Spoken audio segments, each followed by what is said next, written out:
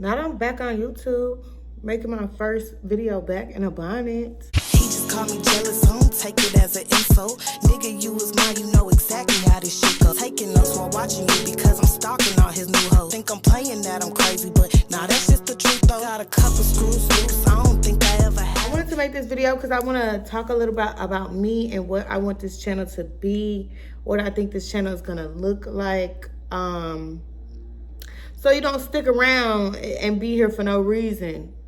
Okay, so I had already did YouTube in, I think I started YouTube in maybe 2018.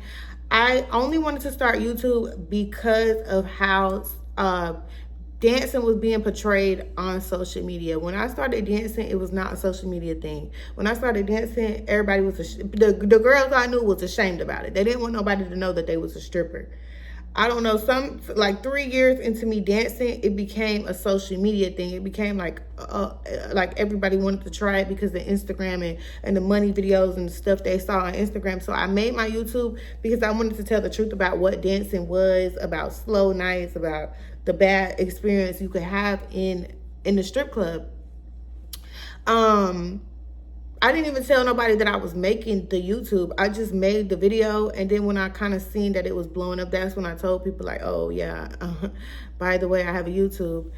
And then I ended up getting in an abusive relationship in 2019, and he did not want me to post on YouTube, so I stopped posting on YouTube. Once I got out that relationship, I was kind of too depressed to even get back on YouTube. Then I moved to another state. I moved to Houston, Texas, and then I ended up in another like bad relationship. And after that, I wasn't even dancing, so I really didn't feel no need to return to YouTube. But then I started doing TikToks in last year, the end of 2023, and my story times was kind of blowing up on TikTok. Well, not kind of, they were blowing up on TikTok. And so I just continued to tell story times on TikTok as a result. But I guess my YouTube will be the same kind of story times. I'm still gonna tell my dance stories, my whole stories, my life stories, but I think I'm just gonna do it in a different way. I know for TikTok is entertainment because it's a 3-minute video. I can't really go into detail about every aspect of a story. I can kind of only give you the entertaining part because I can't just put a 30-minute video on TikTok.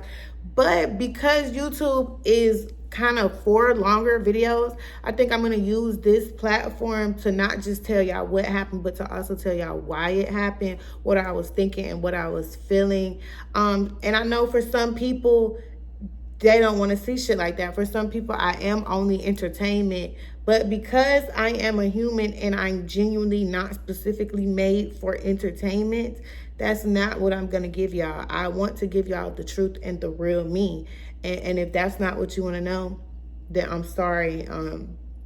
That's not what you're going to get. The type of community that I'm looking to build is other women and girls like me that's been through similar situations as me or had similar traumas as me, that's working towards healing, that we can use each other to heal, to bond. We can, I can share my stories to make people not feel so alone or to inspire people to tell their own stories. And those are the kind of people that I'm looking for, not just people that want to be amused by the stuff I went through, because y'all got to understand and remember that even though it's entertainment to you, this has genuinely been my life. Like, this has genuinely been stuff that I went through, and it wasn't easy stuff to go through or get through.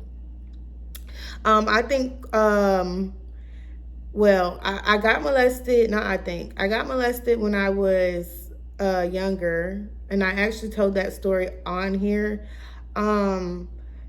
And then after that, I just was taken advantage of by a lot. Well, not a lot. I would say like 3 different boys in my neighborhood. And then when I got older, I became promiscuous. But I was also dealing with an abusive household. My father was very abusive, very controlling, mean, manipulative. And so when I got to high school age, I was very promiscuous. I lost my virginity at 13, and after that, I was having a lot of sex with a lot of boys. Like, I literally was popping the fuck out this pussy, which caused people to A lot of girls did not like me. A lot of people bullied me. A lot of people just treated me like I wasn't human because people saw me as a sex object instead of a real person. And very early on, because of the household that I lived in, I learned how to protect myself through anger and building up a wall where I did not show my emotions, where I didn't cry, where I didn't break down or let people in. So people just, it kind of furthered the narrative that I was nothing but like just a bitch you fuck. Because it was like I wasn't showing nobody that I had emotions. So they started to believe that I didn't have any. And my coping mechanisms kind of became that I wasn't human. I forced myself to believe that I wasn't human because I was getting treated like that so often. It's like I had to make that my reality to be able to just get up and face the day, to just be able to live and be in the world. Like, because it's hard to get treated like you're not human when you feel human. So I had to try to make myself feel like I wasn't human. And so now that I'm 28 years old, I'm straying away from the trauma responses that I've learned and the patterns that I follow. I want people to know that I'm a real human, that I have real feelings, that I've been hurt by a lot, and just tell why I did a lot of the stuff I did. Not just to share my story and bring awareness to myself, but so that other people don't feel so alone and that other people kind of have a guide for what not to do. Because I feel like if I did have someone guiding me, maybe I would have ended up going down a different path, or I would have made wiser decisions. So I really share my stories mostly for the young girls that's coming up behind me. Let me think. What is there to tell about me? I'm a Leo. I was born August the 14th. I literally am just a girl's girl. I love women, like just down to a T. I like to read. I like to paint. I went to college for art from 2014 to 2018. At first, I was doing pre-vet, but then I ended up changing it to studio art.